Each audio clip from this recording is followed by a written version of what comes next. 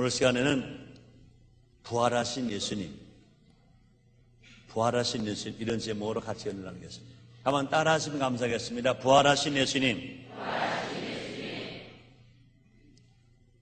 오늘은 부활주일 후 첫 번째 주일입니다. 앞으로 성령 강림절까지 부활 설교 시리즈를 할까 합니다. 우리의 신임은 어제나 오늘이나 영원토록 동일하십니다. 기독교 신앙은 부활 신앙입니다. 부활이 없는 기독교는 종교라고 말할지는 몰라도 생명은 없습니다. 또 부활하신 신앙이 없는 기독교에는 교인이라고 말할지는 몰라도 하나님의 자녀는 아닌 것입니다. 이 부활이 얼마나 중요한지 예수님은 스스로 나는 부활이다 이렇게 말씀하셨습니다. 또 그뿐이 아닙니다. 제자들 자신도 자기 자신들이 부활의 증인이다 이렇게 말했습니다. 예수님은 부활이시고 제자들은 부활의 증인이다 이렇게 말한 것인 것입니다. 성경에서 의미하는 부활은 단순하게 다시 사는 것만이 아니라 죽어가는 모든 것을 살리는 것입니다. 그 살리는 역사는 죽음 이후에 일어날 뿐만 아니라 지금 이 순간에도 일어나는 것 믿으시길 바랍니다. 그 살리는 역사는 하나님의 은혜요, 하나님의 사랑이요, 하나님의 축복인 것 믿으시길 바랍니다. 그렇습니다. 그러므로 부활의 주님을 만나면 장차 영생할 뿐만 아니라 만나는 그 순간부터 깨진 꿈이 회복되고 지친 몸이 치유되고 상한 마음이 위로받고 병든 몸이 치료받고 깨어진 가정이 회복하고 좋은 일들이 일어나게 되는 것입니다. 성경에 말합니다. 고린도후서 5장 17절에서 사도 바울이 이렇게 말합니다. 그런지 누구든지 그래도 예수 안에 있으면 새로운 피조물이라 이전 것은 지나갔으니 보라 새 것이 되었더라. 그렇습니다. 우리가 부활신앙을 믿으면 부활의 주를 만나면 날마다 새롭게 살아갈 수 있습니다. 부활신앙에 충만하면 어떤 환경과 여건 속에서 산 소망과 할 수 있다는 믿음을 가지고 기쁨으로 살아갈 수가 있는 것입니다. 이 시간 부활하신 주님의 행적을 살펴봄으로 말미암아 부활의 주님을 만나고 부활의 신앙으로 충만해서 난 할 수 있다, 하면 된다, 해보자 하면서 복되게 승리하면서 살아가는 우리 모두가 됩시다. 첫째로 부활하신 예수님은 두려워하는 제자들을 찾아오셨습니다. 그렇습니다. 두려워하는 제자들을 찾아오신 예수님. 두려움은 얼마나 무서운지 모릅니다. 두려움은 사람을 병들게 합니다. 또 급기야는 죽음으로 몰아가기까지 하는 것입니다. 아무리 건강한 사람이라도 아름다운 사람이라도 명예, 권세, 물질을 다 가지고 있다 하더라도 두려움에 들어오면 그 인생은 실패할 수밖에 없습니다. 먹어도 소화가 안 됩니다. 아무리 좋은 방에서 좋은 침대에서 잠을 자더라도 잠이 오지 않습니다. 아무리 좋은 것을 다 가지고 있더라도 마음이 평안한 게 없습니다. 행복이 없습니다. 아무리 똑똑하고 잘 훈련된 사람이라도 일단 두려움에 빠지면 그는 살았다 하나 죽은 자와 다름이 없는 것입니다. 그러면 이처럼 두려움은 참 무서운 것입니다. 이 두려움은 제자들로 하여금 부활에 대한 약속과 증거를 믿지 못하게 했습니다. 예수님을 3년 반 동안에 따라다녔던 제자들, 많은 기사와 이적을 보았던 제자들, 하나님 말씀 훈련받은 제자들, 그러나 그런 제자들일지라도 그들에게 죽음 전에 고난이 두려움에 찾아오니까 결국은 예수님을 모른다고 했습니다. 부인했습니다. 그래서 그러므로 예수님은 고난 당하시기 전에 십자가에 부활해서 수도 없이 가르쳐 주셨습니다. 그럼에도 불구하고 제자들은 그것을 깨닫지 못했습니다. 믿지를 못했습니다. 마리아가 예수님이 부활하셨다고 증거했지만 제자들은 믿지 않았습니다. 두려움에 빠진 제자들은요, 부활의 은혜도 체험하지 못할 뿐만 아니라 도리어 사람들을 두려워서 숨어 있었습니다. 요한복음 20장 19절 상반절에 보면 이렇게 성경 기록되어 있습니다. 이날 안식구 첫날 저녁 때 제자들이 유대인들을 두려워하여 모인 곳에 문을 닫았더니 예수님의 부활하신 예수를 분명히 똑똑하게 보았습니다. 그럼에도 불구하고 그들이 두려움이 다가오니까 유대인들 때문에 두려워해서 모인 곳에 문을 꼭꼭 닫았다 그랬습니다. 예수를 믿고 하나님의 자녀가 되었다면 아무것도 두려워하지 않는 여러분 되시기를 주님으로 축원합니다. 하나님 아버지가, 전지전능하신 하나님 아버지가, 무소부지하신 하나님 아버지가, 못하실 것이 하나도 없는 하나님 아버지가 두려워하지 말라 그랬잖아요. 두려워하지 말라면 두려워하지 말아야지요. 디모데후서 1장 7절입니다. 하나님이 우리에게 주신 것은 두려워하는 마음이 아니요 오직 능력과 사랑과 근신한 마음이니, 이렇게 말씀하셨습니다. 주님은 제자들이 배신하고 부인하고 믿지 못함에도 불구하고 찾아오셨습니다. 찾아오셔서 두려움과 절망으로 죽어가는 제자들을 살리시고 삶의 소망과 기쁨을 주셨습니다. 그래서 요한복음 20장 20절에 보니까 이 말씀을 하시고 손과 옆구리를 보시니 제자들이 주를 보고 기뻐하더라. 배신할 때는 언제고, 버릴 때는 언제고, 부인할 때는 언제고, 떠날 때는 언제고, 부활하신 주님이 손에 못 박힌 자국을 보이셨어요. 옆구리에 창 마른 자국을 보이셨어요. 그러니까 제자들이 주를 보고 기뻐하더라. 그렇습니다. 그 주님이, 그 부활하신 주님이 지금 여기 와 계십니다. 우리가 세상으로 말 두려워하는 우리들 찾아오셔서 여기 와 계신 것 믿으시길 바랍니다. 사랑 성도 여러분 중에 혹시라도 회사에서 어려움을 당하시고 또는 자녀가 문제를 일으키고 아니면 가족이 벽으로 죽음의 위기에 있습니까? 절대로 두려워하지 마세요.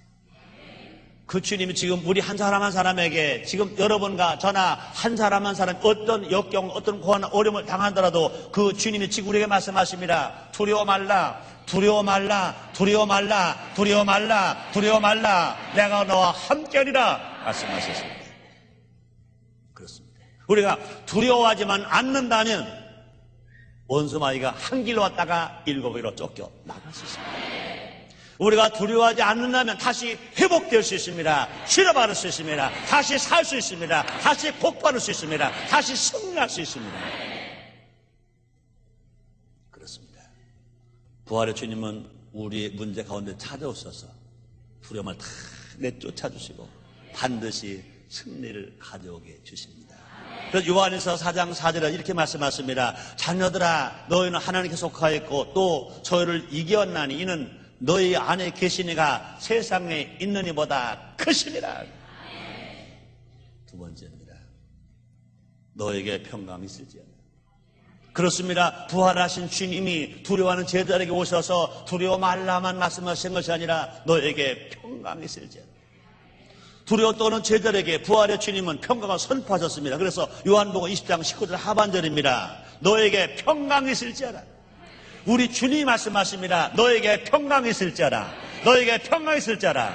에덴 동산에서 빛이 있으라 하시며 빛이 있었던 그 능력이 나사로 나오라 그럴 때 사로 나오게 하시는 그 능력이 오늘 그 주님 우리에게 말씀하십니다. 너에게 평강이 있을지어다. 두려움과 염려와 근심이 물러가고 분명히 평강이 오게 됩니다. 그렇습니다. 근데요, 예수님은 너무너무 좋으시잖아요. 우리와 다르시다고요. 제자들의 잘잘못을 묻지 않으셨어요. 무조건 찾아오셨어요. 제자들을 용서하셨어요. 인정하셨어요. 사랑하셨어요. 그러고 말씀하십니다. 너에게 제일 좋은 것 평강이 있을지어다. 부활의 주님이 주시는 평강은 하나님의 무조건적인 은총에 의한 샬롬. 한번 따라합시다. 샬롬. 샬롬. 우리말을 비슷하게 하면요, 그것도 괜찮아요. 죽을 놈이 아니라 살롬. 한번 따라합니다. 살롬. 뭐 샬롬이 혀가 안 돌아가면 샬롬 잘 안 되면 살롬이라고 하세요. 내가 왜 샬롬이라는 말을 강조하느냐? 샬롬은 보통 뭐 축복이라는 말과는 살롬이라는 말 전혀 달라요. 샬롬이라는 말은요, 어떤 부분도 조금 더 결렬되거나 부족하거나 손상되지 않은 모든 부분들이 완전한 조화와 질서 그리고 통일을 이룬 상태를 말한다. 그러니까 샬롬은요, 한마디로 말하면 영혼이 잘 되고 범사가 형통하고 강건하고 흠은 하나도 없고 부족한 거 하나도 없고 못난 거 하나도 없고 깨진 거 하나도 없고 그저 완전하게 다 조화를 이루는 것, 이것이 샬롬입니다. 뭐 건강하라 그게 아닙니다. 부여하라 그게 아닙니다. 제가 용서받으라 그것만이 아닙니다. 모두가 다 잘된 거, 하나님 주신 세상에 좋은 거, 그것이 샬롬입니다. 우리 주님이 주시는 축복은요, 샬롬입니다. 우리 주님이 제자들에게 평강이 있을지어다 그 말이 뭡니까? 샬롬이 있을지어다 그 말인 것입니다. 그렇습니다. 이 땅에서 계층 간, 지역 간, 세대 간, 그리고 나라 간의 반목과 전쟁이 사라지고 또 사랑과 평화가 넘쳐나는 유일한 길이 뭐냐? 그럴 수 있는 길이 뭐냐? 정말로 샬롬의 세계를 만드는 길이 뭐냐? 오직 부활하신 주님 안에만 이런 역사가 있는 걸 믿으시기 바랍니다. 육체적으로, 정신적으로, 물질적으로, 환경적으로 문제가 있습니까? 부활의 주님을 체험하시기 바랍니다. 만나시기 바랍니다. 변화가 일어납니다. 기적이 일어납니다. 그렇습니다. 그러므로 부활의 주님을 만나면 우리 안에 세상에 줄 수 없는 평안이 넘쳐날 수 있습니다. 그래서 남에게 줄 수 있으며 베풀 수 있으며 함께 나누면서 살아갈 수 있습니다. 예수 주시는 샬롬을 누리는 최고의 방법은 뭘까? 한마디로 말하면 뭘까? 사명을 감당하는 것입니다. 따라합니다. 사명을 감당하자. 그래서 예수님은 제자들에게 평강 약속한 것 동시에 세상으로 파송하셨습니다. 이렇게 성경 말합니다. 요한 20장 21절 말씀이십니다. 예수께서 또 가라사대 너에게 평강이 있을지어다 아버지께서 나를 보내신 것 같이 나도 너희를 보내노라 그랬습니다. 이 말이 뭡니까? 이 좋은 평강을 모두 같이 나누라 그 말입니다. 우리 모두가 다 사명 감당해야 됩니다. 목사의 사명, 장로의 사명, 권사의 사명, 집사의 사명, 구역장의 사명, 각 부장의 사명. 또 그뿐이 아닙니다. 가정에서는요, 아버지의 사명, 어머니의 사명, 학생으로의 사명. 나로 볼 때는요, 임금의 사명, 정치인의 사명, 기업인의 사명, 국민의 사명, 근로자의 사명, 학생의 사명, 군인의 사명, 경찰의 사명, 공무원의 사명. 다 서로 사명을 감당해야 이 사회가 정말 살기 좋은 사회, 샬롬의 사회가 됩니다. 우리의 신앙의 처음에는 불같이 타오르다가 곧 식어버린 이유가 뭡니까? 사명을 감당하지 않기 때문에 그렇습니다. 전도하는 사명, 기도하는 사명, 베푸는 사명, 봉사의 사명. 이 사명을 잘 감당하면 내가 누구인지 압니다. 왜 사는지 압니다. 어디로 가는지 압니다. 항상 깨닫고 살아갈 수 있습니다. 또 뿐 아니라 예수님을 향해서 항상 민감한 그 반응을 가지고 날마다 예수님을 깊이 생각하면서 우리가 살아갈 수 있습니다. 그렇습니다. 우리가 사명을 감당하면 육신의 생각을 하는 것이 아니라 영의 생각에 사로잡혀서 마음에 늘 평화가 넘치고 평안이 넘치게 되는 것입니다. 그래서 로마서 8장 6절에 말씀하십니다. 육신의 생각은 사망이요 영의 생각은 생명과 평안이다. 우리가 영의 생각하면 영의 생각은 뭡니까? 하나님 생각하는 겁니다. 예수님 생각하는 겁니다. 또 성령님 모시고 살아가는 겁니다. 영원 구원을 생각하는 겁니다. 감사를 생각합니다. 봉사를 생각하는 겁니다. 주는 생각하는 겁니다. 이거 뭐라 영의 생각인 것입니다. 영의 생각을 하면 마음에 평안함이 옵니다. 그러나 육의 생각, 물질의 생각, 명예의 생각, 권세의 생각, 무엇을 먹을까, 무엇을 입을까, 무엇을 마실까 걱정하면요, 이 평안이 싹 사라져 나가고 샬롬이 싹 사라져 나가고 염려, 근심, 불안, 공포로 자기 마음을 가시밭으로 엉겁기로 가득 채워놓고 마는 것입니다. 세 번째, 부활하신 주님이 제자들을 찾아오셔서 어떤 일을 하셨냐고요? 성령을 받으라. 따라하시겠습니다. 성령을 받으라. 그렇습니다. 제자들의 두려움을 물리치고 사명을 주신 주님은 이제 제자들에게 가장 필요한 것을 주십니다. 그래서 요한복음 20장 20절 말씀이 있습니다. 이 말씀을 하시고 저를 향하사 숨을 내쉬며 가라사대 성령을 받아라. 천지 창조 때 하나님께서 인간의 모습을 흙으로 만드시고 그 코에 생기를 후 불어넣어 주신 것처럼 부활의 주님은 그 숨을 내쉬면서 우리에게 성령을 부어주고 계신 것입니다. 성령을 받아야 예수님의 제자로서 살아갈 수 있습니다. 성령을 받아야 세상을 두려워하는 것이 아니라 세상을 두렵게 만드는 하나님의 사람이 될 수 있습니다. 능력의 사람, 권능의 사람 될 수 있습니다. 예수님의 정인된 삶을 살아갈 수 있습니다. 그렇습니다. 성령을 받은 것은 성도의 최우선순위이자 이 땅에 살면서 마지막까지 잃지 않아야 될 것인 것입니다. 오늘 성도들이 복음의 능력을 상실한 것은 뭐냐? 말씀을 듣지 못해서가 아닙니다. 교육이 부족해서가 아닙니다. 성령 충만하지 않기 때문이었습니다. 성령 충만해야, 성령 충만함 바라야 복음의 능력이 나타나고 기사와 이직이 나타나고 놀라운 축복이 따르게 되는 것입니다. 그 대표적인 예가 부활의 주님을 만났음에도 불구하고 성령을 받지 못했던 제자들 모두가 다 물고기 잡으러 갔습니다. 그러나 성령 충만하면 예수님의 십자가의 부활이 내 십자가가 되고 내 부활이 되었어요. 어디 가서나 우리는 주님 앞에 당당하게 설 수 있으며 주님의 일을 당당하게 할 수가 있고 예수님의 증인의 삶을 당당하게 우리가 살아갈 수가 있는 것입니다. 성령이 임하시면 죽었던 믿음이 살아납니다. 잃어버렸던 소망이 다시 꿈틀꿈틀하게 됩니다. 또 무능력한 사랑이 다시 생명의 능력으로 부활될 수 있습니다. 그래서 할 수 없던 사람이 성령 충만하면 할 수 있다, 하면 된다, 해보자 하고 살아갈 수 있습니다. 그런 능력 다 받으시기를 주의 이름으로 축원합니다. 네 번째로 부활하신 주님이 제자들에게 찾아오셔서 하신 말씀이 뭡니까? 사하면 사여질 것입니다. 요한복음 20장 21절 말씀이 있습니다.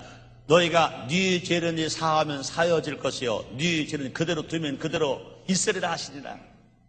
여기서 우리가 하나 또 착각하면 안 될 것이 있습니다. 이 말씀이 우리들에게 죄 사함의 권세가 있다 그런 말은 절대로 아닌 것입니다. 우리가 아무리 예수를 믿었어도 아무리 능력을 받고 성령 충만함 받았다 하더라도 우리가 죄 사함의 권세가 있는 건 아닙니다. 우리가 오직 기도할 따름인 것입니다. 우리가 기도하면 주님이 해결해 주십니다. 우리가 기도하면 주님이 응답하십니다. 우리가 할 일이 뭐냐? 복음을 전하는 일인 것입니다. 기도해 주는 것인 것입니다. 그렇습니다. 우리가 복음을 전가할 때 그것을 믿고 받아들이는 사람은 제사함을 받습니다. 거부하는 사람은 심판을 받게 된다 그 말인 것입니다. 그래서 요한복음 3장 18절에 이렇게 기록합니다. 저를 믿는 자는 심판을 받지 아니하는 것이요 믿지 아니하는 자는 하나님 독생자 이름 믿지 아니하면 벌써 심판을 받은 것이니라 그렇습니다. 그뿐이 아니라 요한복음 15장 마가복음 16장 15절에 보면 너희는 온 천하에 만민에게 복음을 전파하라. 믿는 사람은 구원을 믿고 세례를 받은 구원을 얻을 것이요 믿지 아니하는 사람은 정죄를 받으리라 그랬습니다. 그 다음에 또 말씀하십니다. 너희가 내 이름으로 귀신을 쫓아내며 우리가 하는 게 아닙니다. 예수님의 이름으로 기도할 때 귀신이 쫓겨 나갑니다. 방언을 말합니다. 뱀을 집을 수 있습니다.